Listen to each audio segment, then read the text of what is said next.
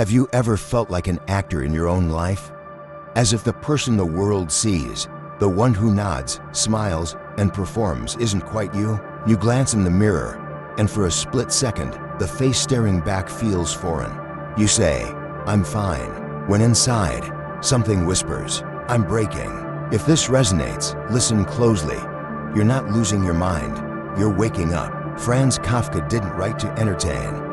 He wrote to strip away the illusions of modern existence, to expose the silent agony of living a life that isn't yours. His characters aren't fantastical monsters, they're you. They're the raw, unfiltered truth of what happens when a human being is crushed beneath the weight of a world that demands obedience, but offers no meaning. Kafka doesn't comfort you. He holds up a mirror, a distorted one, yes, but only because reality itself is warped. His stories feature men who wake up as insects, bureaucracies that devour without reason, castles that loom just out of reach. But beneath the absurdity, his message is brutally simple. You are not who you think you are, and this realization, if you dare face it, could be the beginning of everything. When Gregor Samsa wakes up as a giant insect, his first thought isn't panic or disbelief, it's "I'll be late for work." Let that sink in. This is the heart of Kafka's genius. The true horror isn't the grotesque transformation. It's the fact that even as a monster, Gregor still clings to the routines that erased his humanity. The tragedy isn't the body's mutation, it's the soul's surrender. Kafka's worlds are labyrinths with no exit. In the trial, Joseph K. is accused of a crime no one will name. In the castle, K begs for entry into a system that ignores him. These aren't fantasies, they're metaphors for the invisible cages we inhabit. How often have you felt judged without understanding why? How many times have you swallowed guilt you didn't earn? When did you last trade authenticity for approval? Kafka's characters keep trying to fit in, even as the world gaslights them. And here's the painful truth. We prefer the agony of the familiar to the terror of freedom. It's easier to play a role than to ask, "What if I'm nobody?" But Kafka whispers back, that's where rebirth begins. You wake up, check your phone, smile on command, attend meetings that could have been emails, come home drained, repeat. This isn't living, it's a script you didn't write. Kafka predicted it all, the burnout, the hollow validation, the soul-crushing chase for meaning in a system designed to keep you exhausted. In the castle, the protagonist fights to belong to a place that doesn't want him. Sound familiar? We chase promotions, likes, and milestones, only to find the goalposts always move. The cruel twist, we blame ourselves for never arriving. Psychology calls this the inflated persona, the mask that eats the face. Jung warned when the persona suffocates the soul, the psyche revolts, anxiety, apathy, that gnawing sense of "is this all there is?" Kafka offers no cheap fixes. He forces you to see the maze isn't just outside, it's inside you. And the only way out is through. So what happens when the mask finally slips? What does it mean to wake up?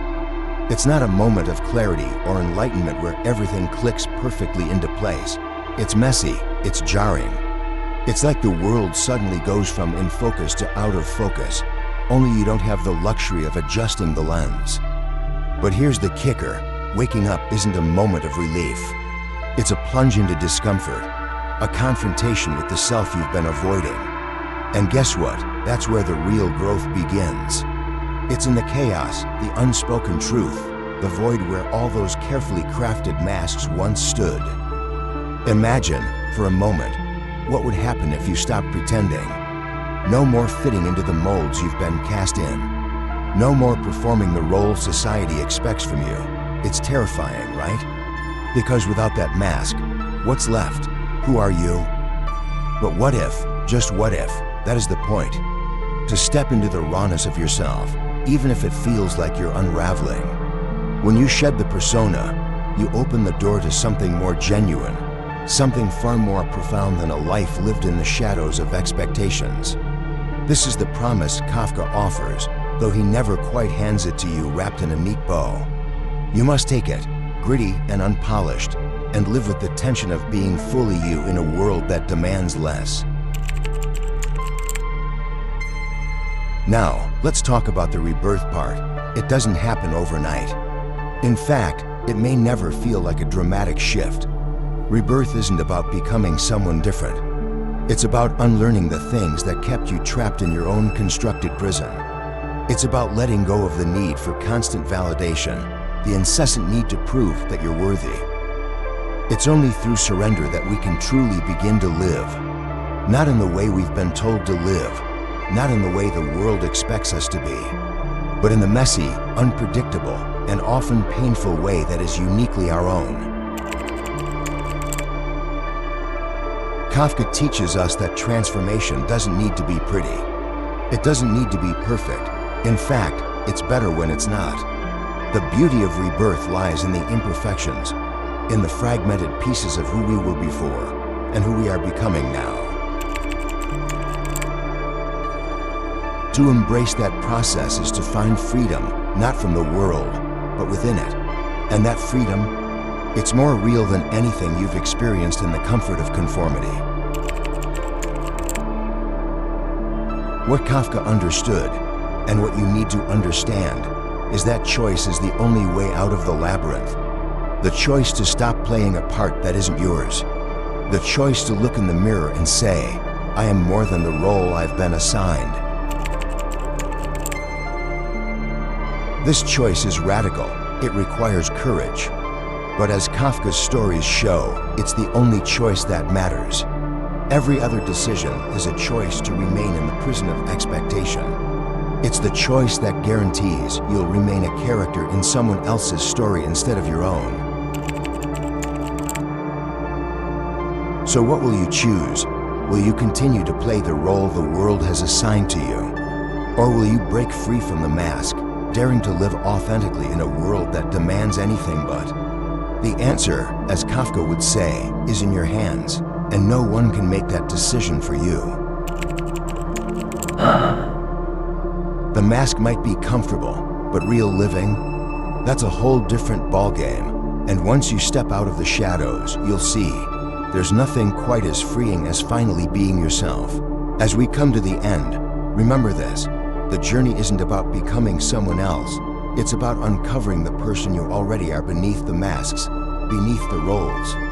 It's about embracing your truth, however messy and imperfect it may be, and realizing that that is where your real power lies. We all have our labyrinths, our trials, and our moments of confusion.